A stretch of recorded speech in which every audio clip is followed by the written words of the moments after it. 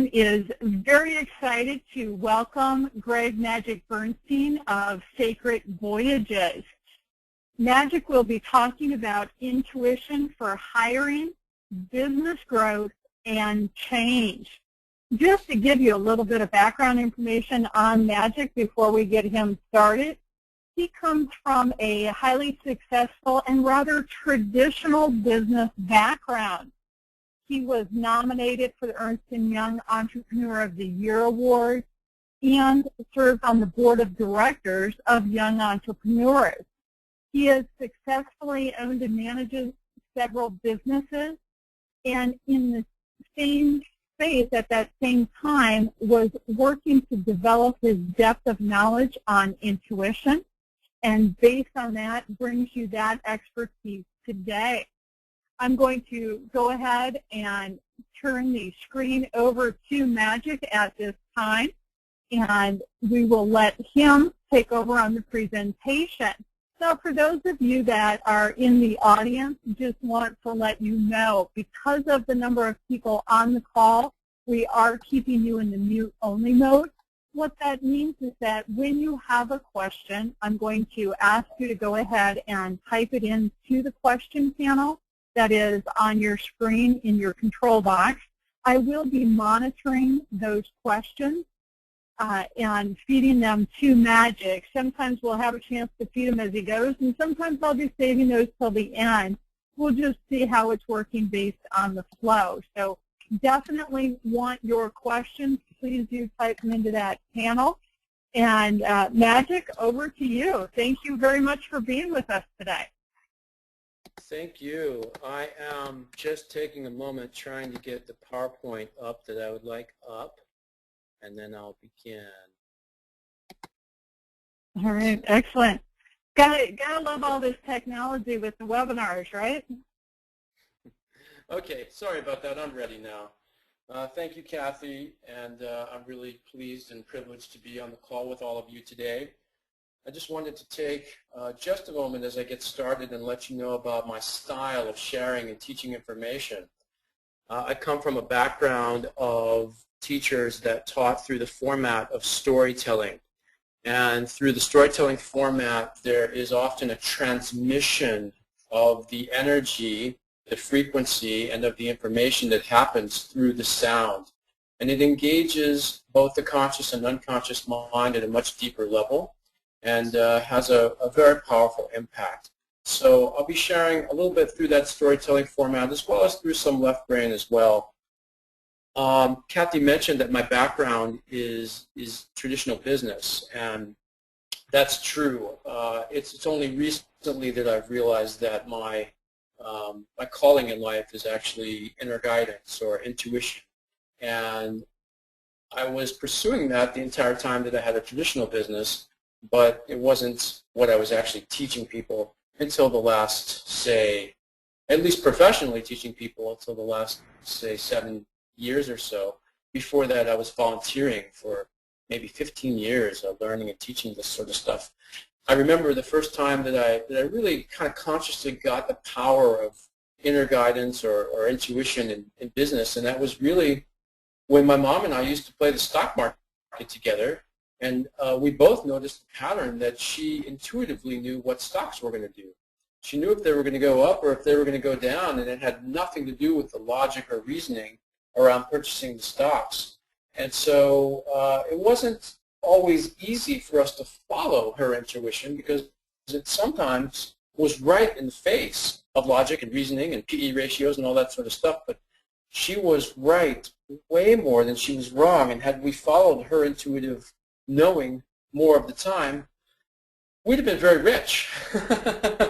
So, you know, I started to apply it in my business. I've had a number of very successful businesses.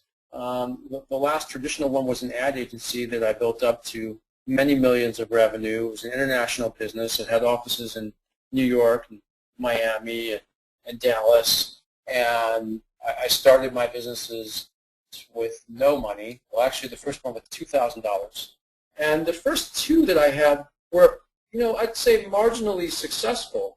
And the reason that this third one kicked into a lot of success at least for me anyway, was that I started to follow my intuition. I mean, even actually moving into that particular business versus other businesses was actually an intuitive thing. I was guided specifically to go into this particular business even though I didn't like the model. And then early on in the business, I had people coming out to my office from some of the vendors that we were trading with. And, you know, I tended to kind of operate as if I was already a large business because I knew that one of the barriers to entry was these guys didn't like to do business with startups. And so I wouldn't let people know I was a startup unless, of course, they asked me directly. And one day I had this gentleman in my office, and I just had this powerful intuition that I should tell him that I had just started. And so I did. I told him I had just started, and I really actually didn't know what I was doing, which was a very vulnerable thing to do. He was with a very large billboard company, and I was in the billboard business. And so it was fascinating what happened next, though, because instead of a reaction like, oh, well, you know, we really don't want to do business with you then, and, you know, tell me about your creditworthiness and let me see your bank account, things like that. Instead, the guy said, you know what, let me tell you a little secret. My dad was one of the people who actually started the industry that you're in. And he's out of the industry now, and I worked there since the time I was 5 years old. And by the way, the slides that you're seeing are slides I put together on Hawaii and Mount Shasta that are from powerful places. I lead retreats in Hawaii and Mount Shasta. They're shamanic retreats, inner guidance retreats. They have to do with going to the land where there are powerful places. You know, like the land in some places is just different than others. Like the parking lot at Walmart feels different than the top of Machu Picchu or the Himalayas, right? It's just there's a different energy there. And so some of these places in Hawaii and Mount Shasta, the land actually amplifies our connection to intuition. And that's where I take people on retreats, and I'm showing you these slides in hopes that some of that energy will actually be translated to you, the viewer. And the people that you're seeing are people on these retreats. So anyway, the guy says, you know, I worked there my whole life practically, and how about if I teach you the business? I said, okay. And he spent the next 4.5 hours in my office downloading to me all the questions that I had unanswered inside of me that were causing me challenge and problems. And I was concerned that I might not even be able to be successful in the business because I didn't understand some of the inner workings of it. And he explained all that to me and then spent hours and hours every week on the phone with me, teaching me the business, sending me contracts and paperwork and all kinds of things that I needed. And he did it all for free. And I even offered him equity in my company because I felt so, just so grateful that he had done that for me, and he turned it down. And so that was the beginning of me realizing that following this part deep inside of me was a very powerful thing to do. And I want to step you through for just a moment here what I'm actually talking about when I say intuition. Because I'm going to share with you a lot of stories of how this can be really powerful in business. But first I want to show you what I'm speaking about. So this first slide that hopefully you're seeing on the screen now, it's basically how many of us make decisions. Most of us make decisions from one slice of a pie of many things that we can make decisions from. So here on this first slide, I'm showing you the typical ways that people make decisions. Most people are making them through logic and reasoning. That's their primary way of making decisions. They weigh things out, they weigh the pros and cons, they see if the pros outweigh the cons, and they go with that decision.